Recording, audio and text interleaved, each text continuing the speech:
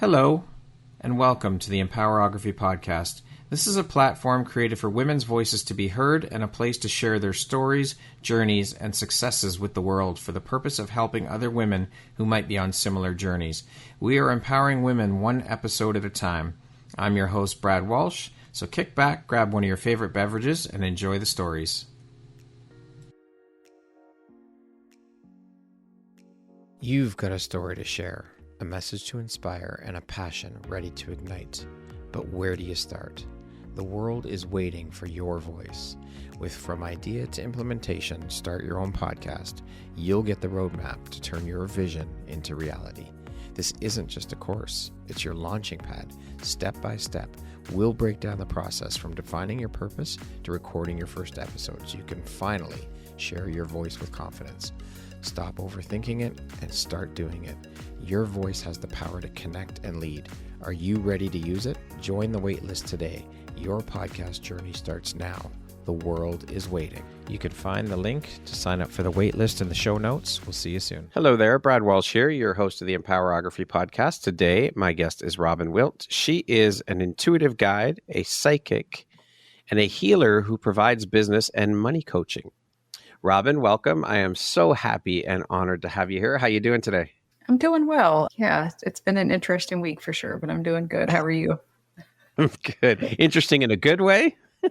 Just when I think I start to have life figured out, the universe reminds me that I'm just kind of surrendering and floating along. Trusting and allowing. I'm very happy to have you here. I'm excited to have this opportunity to sit down and speak with you and share a little bit about your story, your journey, and the beautiful light you put out into the world through the work you do. With that being said, let's jump right in. That's a lot of hats you wear and quite a resume. And it would seem that all of these hats you wear are very closely tied in together with one another, or there's a common thread here among all of them, which it would seem to be tied into spirituality.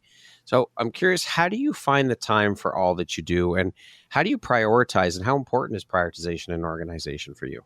It's very important for me, although I will say as I've gotten older, I've kind of embraced more of being in the flow and not being such a control freak. When I was younger, I definitely was. If things didn't go exactly how I planned, I would kind of tweak out a little bit. But so as I've gotten older, I've leaned into, okay, the universe is taking care of things. I don't need to organize my life quite so much. But it's kind of funny actually to think about the fact that I am fairly organized, because to me internally, I feel like I'm not sometimes. But then when you have that reflected to you, it's, oh, I am pretty organized. It sounds like a lot, but actually when I'm supporting people, when I'm guiding people, I'm pulling on a variety of things. So it's not like I'm doing all of those things all of the time. It's actually one of my gifts that I really love, is that somebody is able to come sit in front of me and I'm able to say, okay, what does this specific person actually need in their lives? And I'm able to show up and to provide that in a really customized way. So it sounds like a lot, but yeah. And I'm also a Gemini, so I'm probably good at juggling more than I realize. With you wearing so many hats, what does your morning routine look like? Yeah, so that is actually something that I've had to work on. I enjoy having a morning routine. I've realized that I need time to myself to kind of get grounded. So I usually wake up and I'll do some journaling. I'll write down my dreams from the night before, and then I take the dog for a walk. So it's usually where the dog is taking me. So sometimes it's an hour, sometimes it's like an hour and a half. Like, she's very stubborn and very sure of where she's going. So half the time I'm just like, actually more than half the time, I'm like, okay, you just take me wherever you want to go. And then I come back. You lead, I will follow. Yeah. She's very stubborn too. If you try to get her to go into a different direction and she's not ready, she's not having it. So it's actually kind of nice. It's like, all right, where are we going today? Yeah. And then I come home, I'll meditate, or I'll do some yoga or some weights, just to kind of get that physical activity. Mm-hmm. Then I'll have breakfast, and then I'll get ready, and then I'll kind of get started for the day. So I like to have that padding in the morning. And then sometimes it doesn't always work out that way, but I do at least need a few minutes to kind of get grounded and just centered in myself before the day starts.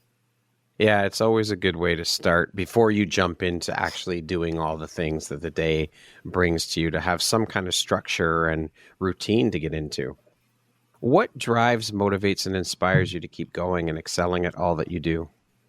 I think I've always had that internal drive. I'm a little bit of an overachiever. So I study astrology, so I can always kind of tie it back to that. I'm Capricorn rising. So Capricorn is the sign of like business and wanting to get stuff done and like very goal oriented. So I definitely have that drive.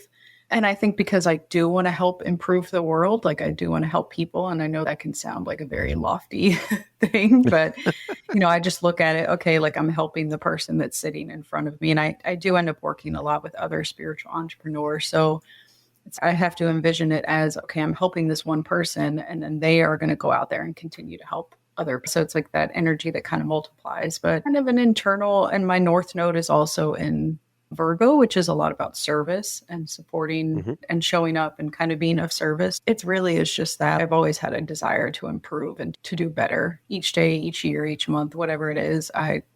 It's somewhere in here. It is lofty, but it's a beautiful goal to create that ripple effect through the work that you do, through touching one person's life, and that ripples out to others and communities and the people in their lives. And that's part of why we're all here. And it's a beautiful thing and gift to be able to give to people. Thank you. Can you share with us what you were doing for a living before making the leap into entrepreneurship? And what was the catalyst for that shift for you? So for many years, I was in accounting and finance, and then I worked for a software company, which was still kind of in accounting and finance. So that was my last corporate role before I took the leap. Honestly, it was kind of a progression. So I didn't know anything about spirituality until about, let's say, 15 years ago. And I started doing yoga. I started on my spiritual journey, like really hardcore, about 8 years ago. And it just was because my life exploded and I was doing therapy. I was doing all of the things and nothing was really kind of getting to the core of what was coming up for me. So of course, I stumbled onto spirituality and energy work and all of the things. So as I was healing, my gifts started to come online and I started to realize, oh, I'm psychic and I can hear these voices and I can help people to heal. It just naturally kind of progressed to the point where I was like, okay, I need to be doing something that's like fulfilling my soul and it's helping me to use these gifts that I have. And I still do some other things besides my business at this point, but because I enjoy those. And yeah, but I really do I enjoy helping people and I enjoy helping, like really getting to the core of what's holding somebody back. It's really satisfying for me to see somebody like who's struggling with something to kind of get in there and peek under the hood and help them to, it's like a little mad scientist. I like getting in there and, okay, what do we really need to work on? Because it's fascinating. Somebody comes in they're talking about not being able to save money, but really it's connected to food or their family. It's really fascinating once we start to kind of get into like where all of the patterns are coming from. It's very interesting. Getting down to the root of it. Yeah. I'm very curious. And first of all, I have to say, I love that you use the title of guide to describe the work you do as opposed to the typical or common term of coach. And I'm curious, why have you decided to not use the term coach? And was that a conscious decision? And if so, why? It was a conscious decision. I think just from the very beginning, like life coach was the term that we all fell under for a while. And I don't know. Just saying it sounded, I don't know. Like I always had this like kind of internal rub with it. Mm-hmm. And what I started to realize is obviously I'm helping people to heal, to grow, to expand. But so many times I'm telling people things that they already know, or I'm confirming what somebody already knows. So I think it's kind of egotistical in a way to think that do you know what I mean? It's yes, of course, I'm helping you come up with new ideas and to show them things that they might not have known. But I don't ever want to be the person that somebody's like, oh, Robin told me to do that. I want people to find their own internal truth. And I really do. I work on that a lot with people. Like, all right, let's drop into your body. What's your truth telling you? Because trusting my intuition has been like such a challenge for me personally. And I know like how easy it can be to kind of defer our judgment to somebody else. I don't want to think this. I don't want to have to make a decision, but you're giving away your power. Like you're giving away your connection to spirit, to your truth. So guide for me just made a lot more sense. And I feel like I'm always kind of tweaking what I'm calling myself or when it does kind of change depending on the day. But I do prefer that word a lot more than coach or some of the other words or even healer. It sounds so like I'm the healer. I will heal you. You are healed. Yeah. And I'm My finding the sisters more and I. women I'm speaking to, the more that I'm meeting, they don't want to use the word coach because of similar things like that. It just doesn't resonate for them. It doesn't, there's almost like it's an aversion to the word. They don't want to use it because it just doesn't fit. It doesn't feel good. It doesn't resonate, whatever it is. But there's more and more women that I'm speaking to and meeting that just don't like the word. Yeah. Yeah, I think it Which definitely is a progression. Yeah. Yeah. So how did your whole, I know you briefly mentioned your spiritual journey. How did your spiritual journey begin? Was there a catalyst for you that led you down the spiritual path? Yeah, so there's kind of a few key phases that I had. In my early 20s, I found out that I needed a hip replacement and I was in like horrible pain for a decade. It was really challenging. So tried to get the surgery, like nobody would do it because I was so young. So finally, when I was 29, I found a doctor at the Mayo Clinic in Jacksonville, and they decided to do the surgery because I was young, I would recover, I needed it, I needed the surgery. I was in like just horrible pain all the time. So after that, I started doing yoga, and it was just a way for me to exercise. But I started out doing Bikram yoga or hot yoga, and I did that for about 10 years. And I had no idea at the time. Like, I didn't know that it was going to help me spiritually at all or mentally. But I really started to just look at myself differently, to accept myself differently. I was always a person that could be like very hard on themselves.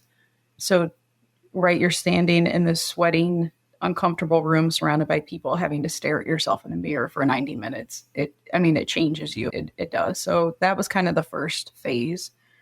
And I credit it to the hip replacement because before that I was doing like weights and I just wasn't into yoga at all. I thought it was like the hippie Yeah. shit. Yeah. And then, so about 8 years ago, I like, really, when I say this, I'm not being like, my world as I knew it kind of exploded at the time. So my dad died, my ex and I got divorced. We had just come out of this huge legal situation that we were in from our house. That's kind of a long story that I'll just give you the abbreviated version. Our house was built on the wrong lot by the builder, and the owners of the lot sued us. So that was like, Wow.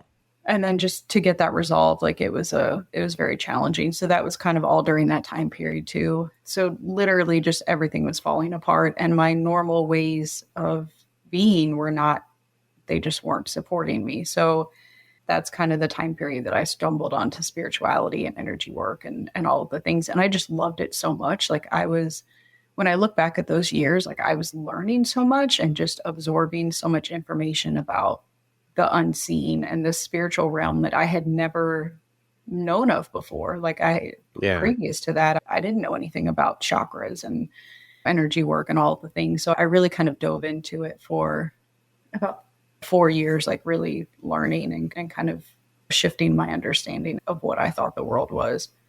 And so when and how did you realize you actually had the gift of being a healer?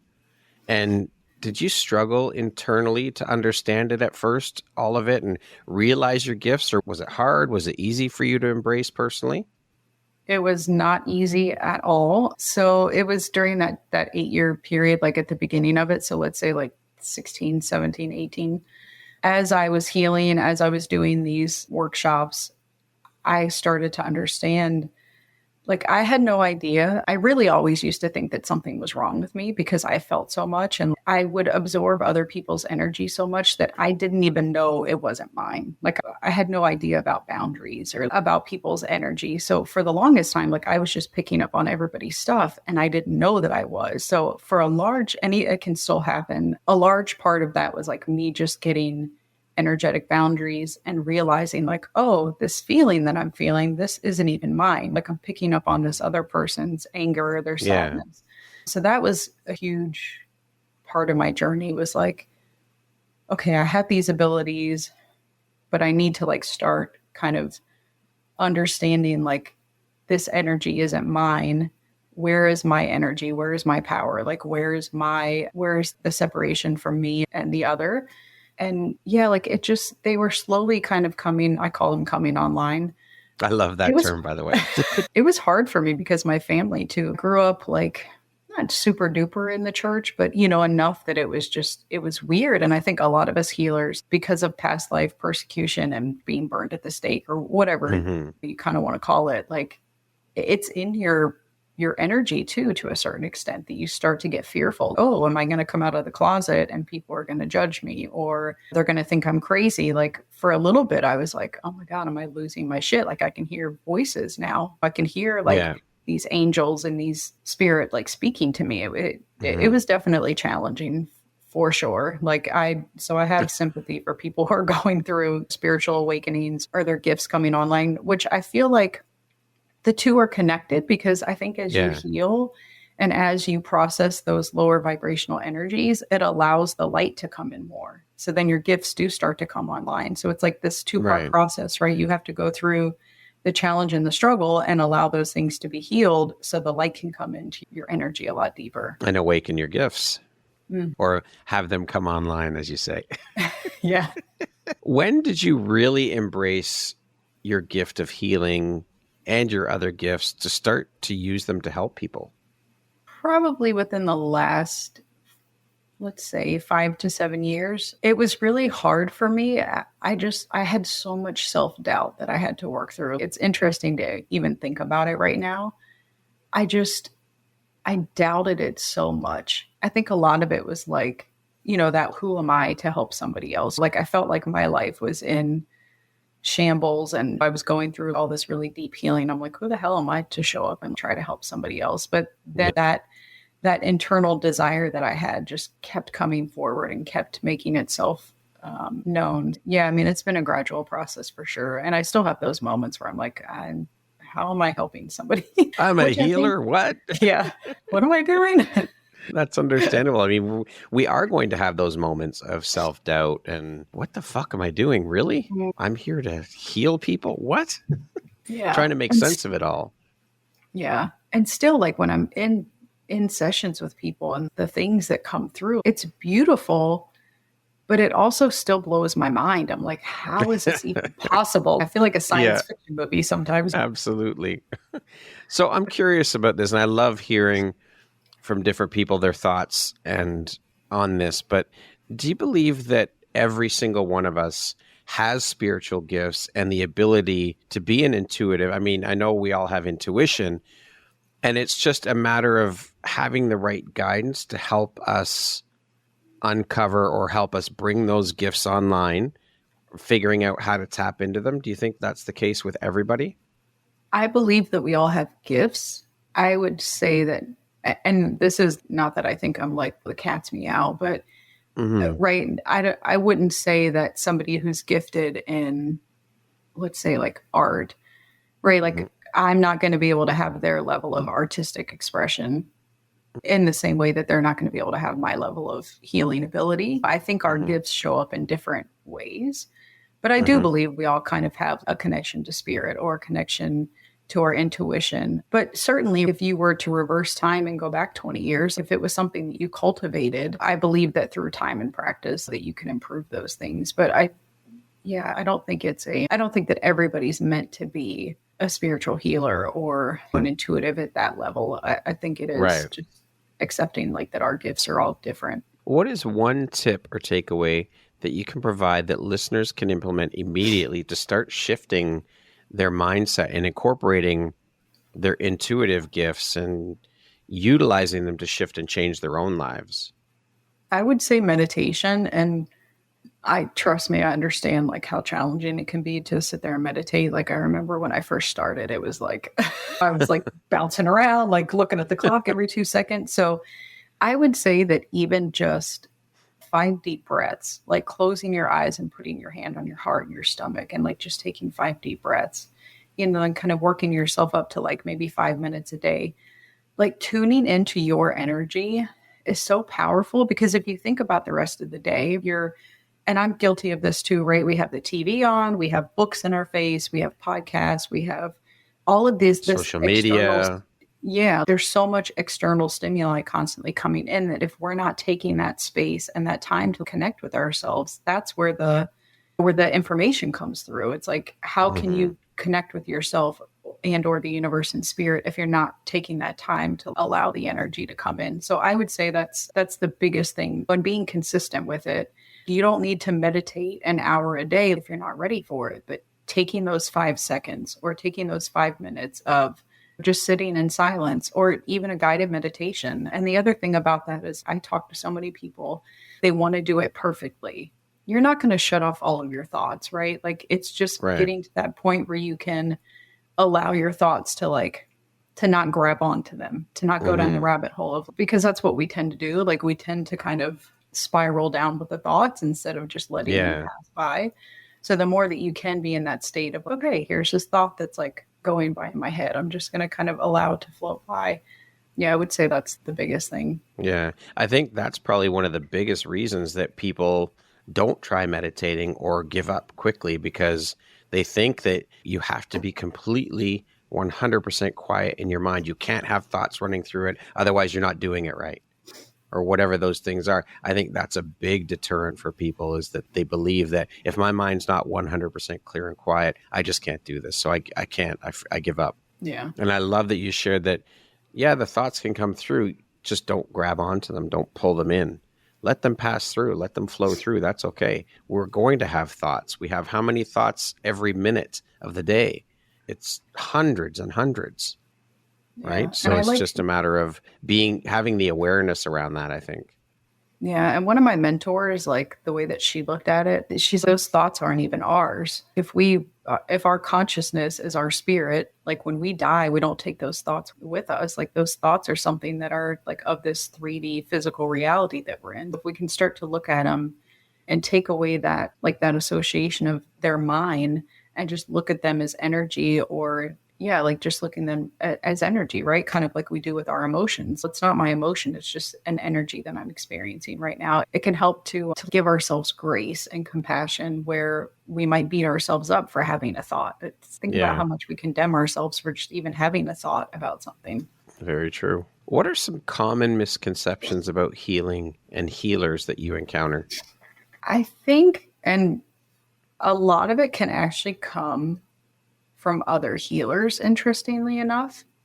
And Hmm. this is also something I've had to, because I'm coaching healers a lot of times, not always, but or guiding them. The belief that we are using our own energy when we are supporting someone. So I have seen a huge difference in, if I'm calling in the energy of my guides and their guides and the universe, and I call in so much backup when I'm doing sessions.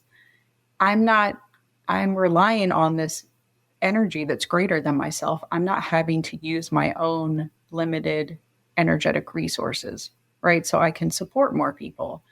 I can support myself. I can show up in self care for myself. I can have a life outside of healing. I see so many healers get burned out because they are physically trying to use their personal energy to help others to heal, which that's not how it's supposed to be, right? I'm not even technically healing somebody. I'm just opening the space and holding this container and like using the power of my intention and my intuition and my gifts. But Yeah. it's not me who's doing the healing. So that's a big lesson that I've had to learn. I've seen it, a lot of healers having to make that shift, right? Because you see a lot of healers who can be very burned out. Their personal lives are kind of in shambles, like their business is in shambles because they don't have the energy to actually do the things in the physical that need to get done because they're expending all this energy healing when really we're meant to be these conduits for God. And even the client is doing so much of their own healing. Like I've gotten to the point where I'm asking a lot of questions. I'm having the client get into tune with, okay, what's coming up here? Whereas in the beginning, I used to feel like I had to figure it out. It was like I was testing myself, like I had to get it right. I'm like, I'm not getting anything right. Like this person is, of course, I tune in and like I'm guiding them and I'm asking them questions, but it takes a lot of the responsibility off of the spiritual guide when we can kind of switch that way of thinking. Yeah. Okay. What daily practices or rituals do you follow to maintain and enhance your healing abilities? For me, it is a lot around, I need a fair amount of time to myself. As much as I love to be out and about with people, I need time to recoup, and I need time for self-care. So whatever that looks like, whether that's reading or taking a bath or going for a walk or going to the beach, I need that time to recoup and to be in my own energy. So that has been very important to me. And I get it. Like some people recharge by being with other people. So I think it's important to identify like what it is that your soul needs, because I think we're all different. But for me, that's what works. Like I need that time to myself. Recharging time, for sure. How has your work as a healer contributed to your own personal and spiritual growth? Wow. I don't think it's not that I've changed who I am as a person, but I'm a lot more embodied, right? So because I'm more of who I am at my core, like my true self, I'm a lot happier. I'm a lot less judgmental. I'm a lot more calm, like consistently. So my family of origin, a lot of the ways that we dealt with things were through like anger and kind of getting defensive about things. So a lot of that has switched. Like I'm just a lot more even keel. And don't get me wrong, like I can still be a bitch sometimes. Like I can still get triggered. It's funny because there's people in my life that they see me, like I do ballroom dancing. They're like, "Oh, you're always so happy." And I'm like, "Oh no, trust me. I can still be a raging bitch sometimes." Like there are those moments. Of course, we're human beings. We're emotive. Every day is not unicorns and rainbows and ice cream. There are days where it's difficult. But I think part of the key is to, when those days come up, let it flow through you, let it happen. Don't fight against it. It happens, and then move through it. But again, having more of the, "Oh, you're always so happy" days. Yes, of course. We all want all of those days, but if we don't have a balance or at least a little bit of both, we can't appreciate or know what the other side is like. We have to have both. It's a balance. We have to have one to appreciate the other. Yeah. It's so true. It's important. And yeah, it's funny because I had actually one of my other mentors, he said your soul has a choice of like where to be. And we chose to be in this physical earth where it is the light and the dark, and it is the happy with the struggle. We wanted to experience both sides of it. And I believe in that. So I think something that's helped me with loving that part of myself and accepting that part of myself is to bring humor into it. So now I'm like, oh, look at there's that bitchy part of me that gets all hot-headed about stupid things. Like, yeah. So I think anytime you can bring that humor and, oh, look at her, look at what she's doing. What are some of the most profound lessons that you've learned through your own personal healing experiences and through the work you do with some of your clients? So I use one of my protective habits was like being judgmental. Like I was definitely a person who, like, perfectionism was such a thing in my experience. So I was so hard on myself. So if I'm hard on myself, like that means I'm probably going to be hard on other people. So one of the biggest things that I learned is we're all doing the best that we can. And not only that, a lot of times what we see, so for instance, like if somebody is doing something that we think is wrong, right? I like to use the air quotes. Yeah. A lot of times it's because their soul has chosen to take on this experience. So take, for example, like somebody who has a drinking problem or a drug addiction. Their soul has, and for whatever reason, for whatever way, has chosen to experience this pattern in their lives. So if we are judging it and making it bad, we're not kind of accepting the whole of the universe. So once I started to just look at things in that way, like bringing curiosity to it, I think can be really powerful rather than the judgment. Oh, I wonder what their soul is wanting to experience or to learn. It's definitely changed how I respond to other people as well as myself. So it's changed just how I show up in the world, to be able to have that understanding that nobody's doing anything wrong. We're not fucking anything up. Like, we're just having these experiences that our souls wanted to have. So that's been a huge shift for me. For sure. How do you define psychic abilities, and what specific abilities do you possess? Like clairvoyance, clairsentience, mediumship? Can you tell us a little bit about that? Excuse me. I have the power of the burp. To be honest with you, I feel I'm not going to be embarrassed by saying this because I don't even necessarily know the difference between all the clears. I know how my gifts show up. So I'm very feeling. I also hear my guides. I don't know, clairaudience, like I hear their Mm-hmm. sentience, I think is the feeling. Mm-hmm. Um, I'm also very connected to like smell. I can also communicate with loved ones. It's funny because I was thinking about it on my walk this morning, like after I had read your questions. I I think that all of our gifts show up in like varying degrees. So for some people, like if they're connecting with a loved one on the other side, like they get very specific information, like, oh, they're showing me this red hat that they wore. I don't really get a lot of that. Like I just get the vibration of the person. Okay. So we can do a lot of like forgiveness work with somebody who's crossed over. Like I look at it more from that side. Like I don't ever want to feel like I'm having to like prove my connection to somebody. Like that just doesn't feel good to me. And I think that's what I prefer to work on with people. And that's more of what comes through for me is the Mm-hmm. opportunity to have that healing with someone who's crossed over. I think that intuitive abilities are like we have the physical earth that we live in, and then we have the energy that is the unseen, that's like the other side of the veil. I think it's connecting with that energy and kind of bringing it forward. But it's like all of the things that we can't see with our naked eye. It's like these messages or these insights that we get. And it could just be something as simple as, oh, I see this butterfly and it makes me feel like I'm loved and like I'm supported. I mean, I think it shows up in so many different ways. Yes, it can also be delivering messages for somebody. Like I can, in a reading, like, hey, in the next year, you're going to have a job change. You're going to have a change in your romantic situation or Yeah. in your business. Like those things do come through. But I think the realm of Mm-hmm. like intuitive connection it's such a broad umbrella. So I hope that answers your Yeah. question. I know that was like, Yeah. Oh, that's okay. That's good. That's good. yeah. What do you believe is most important message or insight that your psychic abilities have brought to you? To trust myself. I've had such a hard time trusting myself and like believing in myself, which is so ironic because there was some part of me that was like very, very self assured. I know I want this goal. I know I'm going to go after it. But on a very core level, like I didn't really, I really didn't feel worthy. I didn't really feel like that value. So trusting like who I am at my core, like trusting that I'm a child of God, that whatever you want to call it, that I'm a child of the universe, that I am loved, really kind of embodying that has been a process for me. And it's part of what my soul chose to come in and work on. Yeah, I think if we can come, if we can move through life knowing that and experiencing that, I think it changes so many things for us.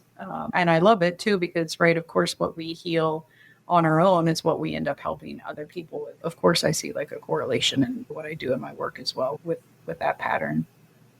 Yeah. Beautiful.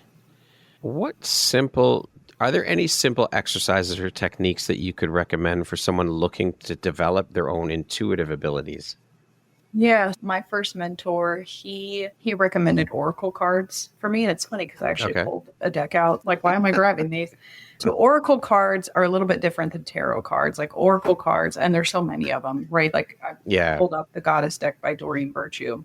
So you take the cards and you kind of center yourself and just get connected. You don't want to do it like if your energy isn't grounded. So you can ask a question like, what do I need to know for the day?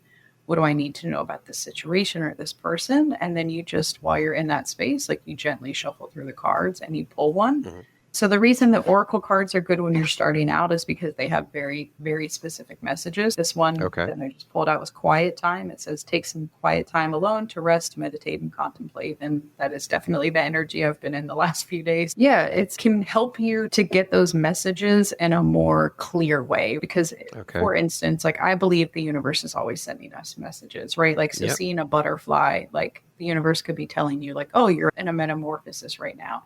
But we don't Hmm. always make that connection. But Yeah. having the oracle cards, which are very like clear and specific messages, I mean, it's blown my mind so many times, the cards that I've pulled and that I've received messages. And it's really helped me Mhm. to feel loved and to feel that validation, like, oh, this is what I've been feeling internally. And then here's this proof like in front of me. It helps. Yeah. Yeah, it helps in so many ways. So I see that helping. Like it's helped me, and then it's also helped a lot of clients that I've recommended it to. Now, as you said, and I know this too, there are hundreds of thousands of different decks. So what suggestion do you have for people? Like, how do you decide what deck to use, to buy, to purchase? Yeah. So I would recommend going to a store that has a lot of them. And again, because a lot of my gifts are related to like touch and that feeling. So you could just play with them, right? Touch them. Do you like the imagery on them? I've had dreams. It's funny because I have a lot of decks. You can see them. And I Yeah. have even more than that. I had to get to a point where I stopped buying them because it was a little bit. It's a You're little an bit oracle much. card addict. I even had a dream about one, and I was like not wanting to buy any decks during that time period, but I kept seeing the deck, and then I had a dream about it. I was like, fine, I'll buy the deck now. So you could ask your angels, hey, what guide should I, or what deck should I buy? If you have friends that have decks, go over and play with their, go over and play with their decks. Yeah. And I mean, I think to me, there's no right or wrong. So even if I've bought decks and I'm like, I don't really like this, but then I was meant to like give it to a friend. I think just staying open and like being playful with it. And so this is another huge lesson that I've had to learn. And this is coming through now is like, there's no right or wrong. You know, we can put so much pressure on ourselves to buy the right thing or for it to be the right deck. Like, okay, if you buy it and you're like, oh, I played with it a little bit, I don't really like it, then you know what you don't like moving forward. So it's like looking at it with that curiosity and that kind of like being a learning experience. But I would say that, you know, go in and touch the cards and look at the pictures and see, or like people that have them that you can just kind of play around with it. Use your intuition, whatever jumps out at you. Robin, you say that you provide business and money coaching, which addresses both the magical and practical of what it takes to be financially successful. Can you explain what that means to you and why you decided to focus your business and the energy in this space specifically? And how do you tie this all into your gifts to help your clients? So to be honest with you, it was something that I avoided for a while. I have a background in business. I have a background in accounting. I have an MBA. Like I had this very strong energy around business. And then I was moving into my spirituality, right? So I was like, I had all these gifts coming online. I had all this healing abilities and this intuition. It's almost like those two parts of my life were separate for a while. Like I looked at them as being separate parts of me. And then just natural progression. And I would get readings with people and they would tell me like, oh, you're a money witch, or you're meant to help people with money. Like you're meant to kind of combine these two energies. And I just, in my own business, I wasn't doing, I was doing okay, but like I was just starting out. So it was a lot of the imposter of how am I going to help other people if I'm only making $5,000 a year in my business and I'm still working a regular job. It was a lot of like self-doubt and like imposter that I couldn't actually help people with it. And then just slowly over time, like I saw how much I enjoyed doing it. So what I do is, like, again, somebody comes in and they're like, I want these goals in my business and I want to make $100,000 in my business a year. But subconsciously, they have this belief running that to make that much money, I won't have a personal life, or my husband won't feel confident in our relationship because I'll be making more money than him. So I really love the fact that I can help people to get into the subconscious, like energetic reasons that are holding them back from actually obtaining this goal in their business or their financial world. So that's why I call it the practical and the spiritual, because we're actually looking at, okay, what are these things? So I use a lot of hypnotherapy and like somatic release, and like inner child work is a lot of what ends up coming up. So I'm able to bridge the gap between the two. Yeah. So that's kind of it's a beautiful and mix. Thank you. It happened organically. Again, like it was something I kind of fought for a while, but it just, I don't think you can fight your gifts forever. It's like the universe is like, nope, we're taking you here and this is what you're gifted at. So use that energy and accept it and use it to help people. Yeah. Help yourself first of all, and then help other people.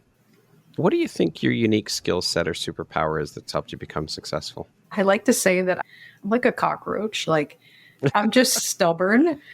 I'm stubborn, but like in a good way, where life comes and life is knocking me down, or I'm going through something really challenging and I feel like, okay, I'm going to give up. And then that part of me comes forward and is, nope, we're not doing that, which can be a challenge sometimes because we also have to know like when to shift gears. Continuing like on a path that is challenging isn't always the right way to respond. It's like also knowing when to pivot, but I feel like I am very guided by spirit. So like combining that gift that I have, like my connection with spirit and my guides, also with that tenacity that I have, Yeah. has really served me in a lot of ways. Keeping on that same track, how do you define success? What does that word mean to you?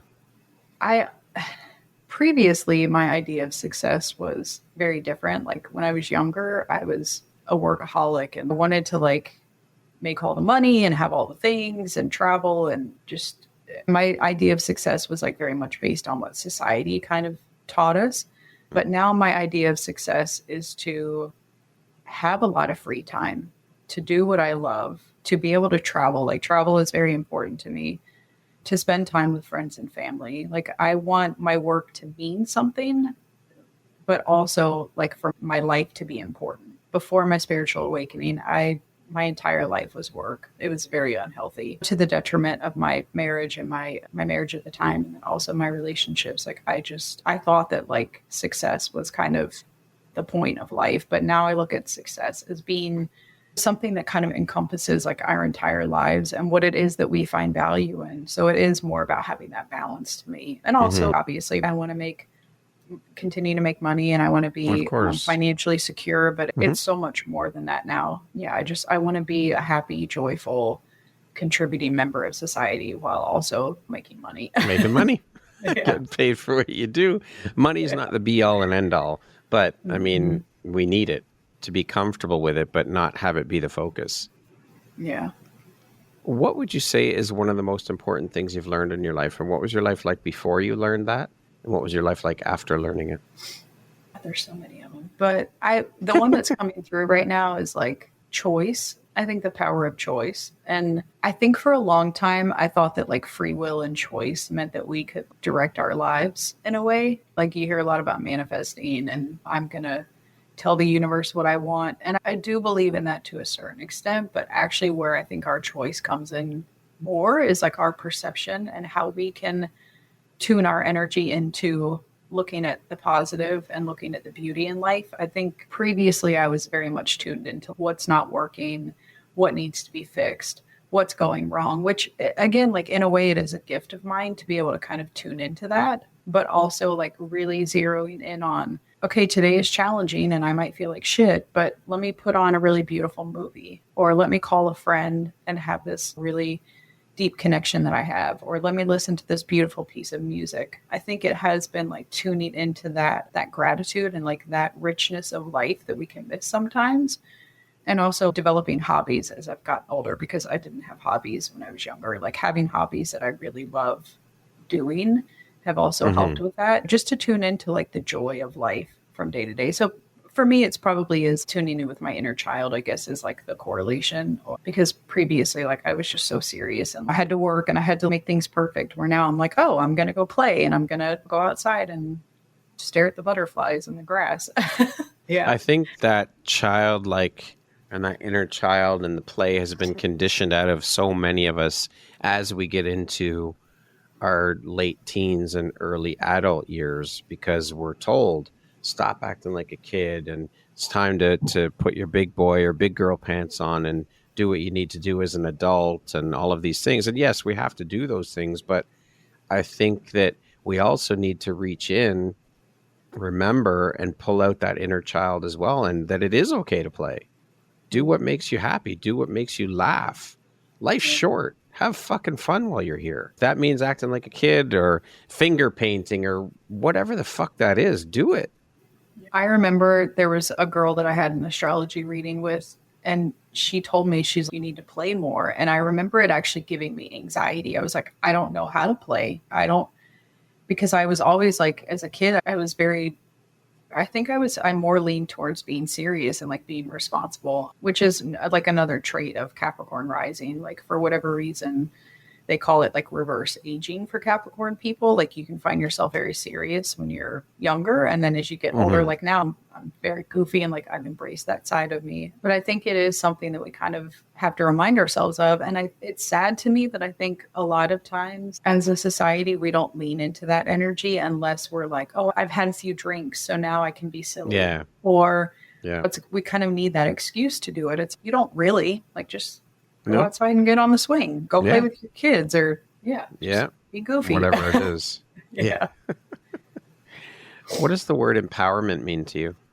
So much of my own journey of empowerment has been like really kind of owning who I am. Like, I think when you can be really confident in who you are, it brings you back. I think we all have that power, right? That internal like connection with our soul, with our spirit. So the more that we can accept who we are, like it does kind of fulfill us with that embodiment of empowerment. I don't know if we can. It's one of those words that I feel like it's hard to give it a description.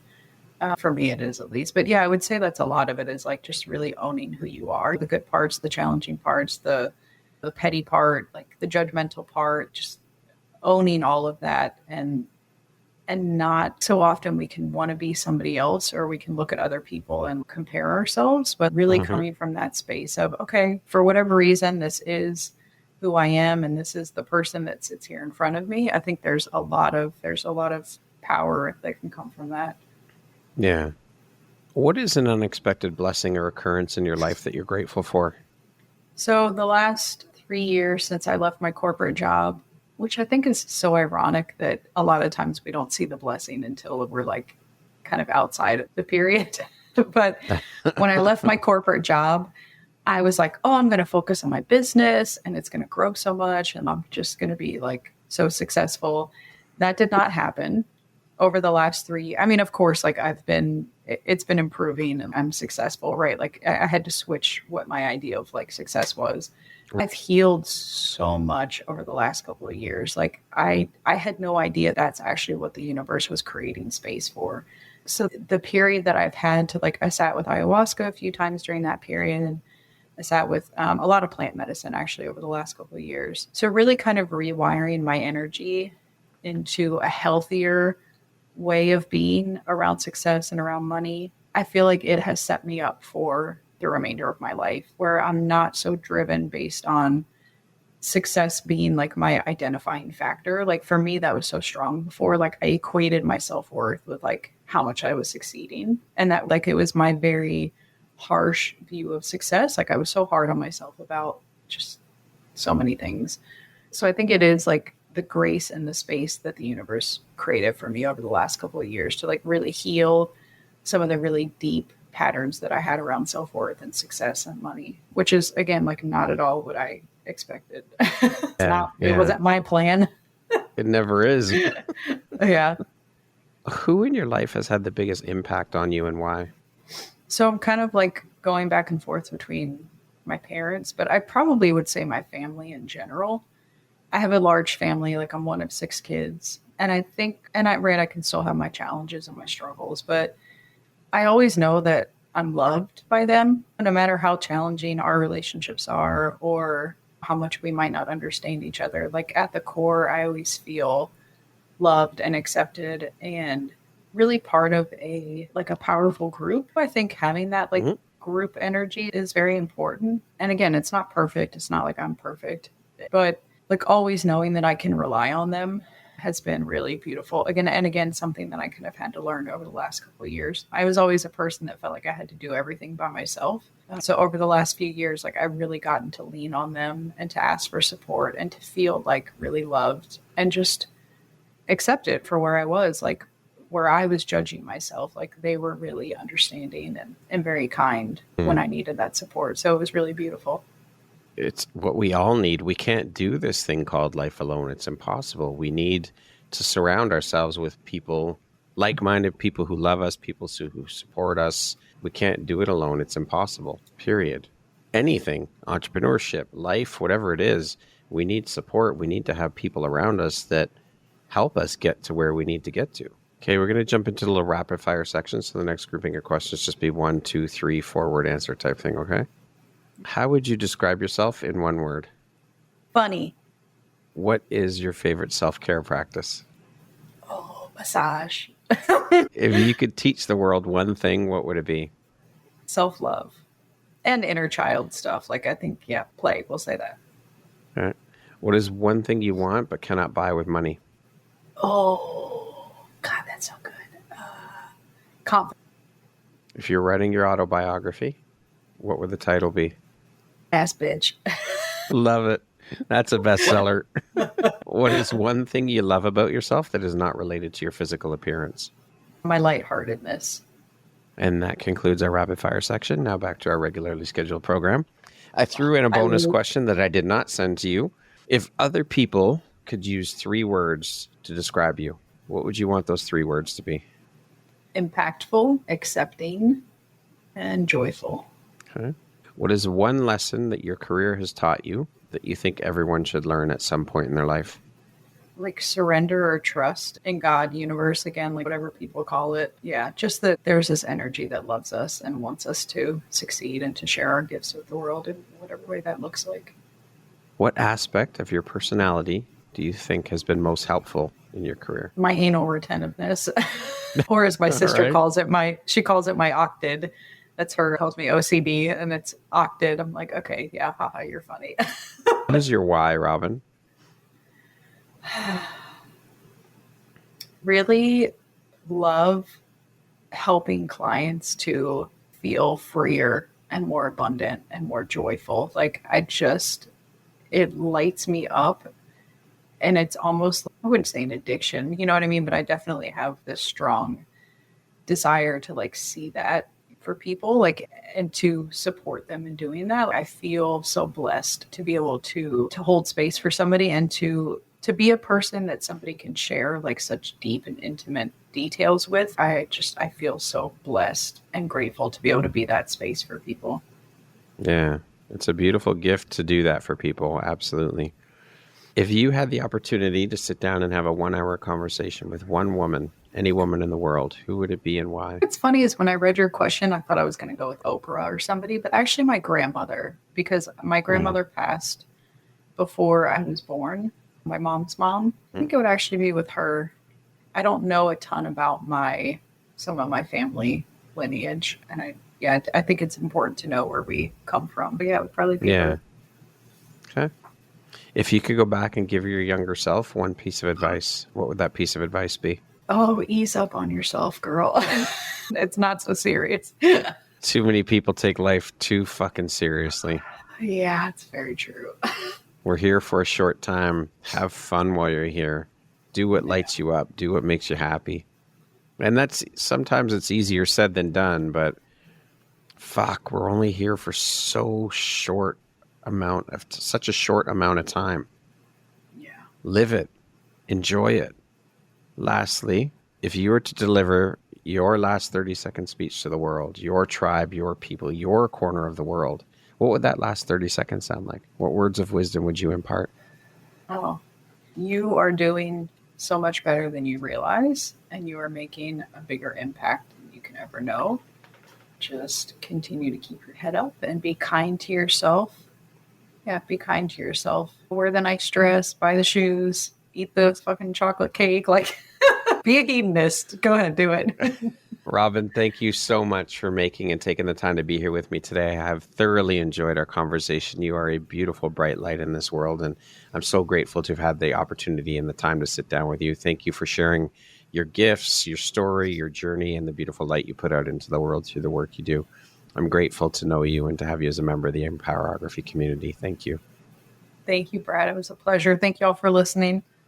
Once again, my name is Brad Walsh, host of your Empowerography podcast. Today, my guest has been Robin Wilt. She is an intuitive guide, a psychic, and a healer who provides business and money coaching. Thanks so much, Robin. I hope you have a beautiful rest of your day. Thank you very much for listening to this podcast. If you haven't yet, please be sure to subscribe, rate, review, and share with all your friends. You can find me at visuphoria.ca and follow me on Instagram at Empowerography Podcast and on Facebook at Empowerography. Please join me next time for another inspirational story from yet another amazing woman.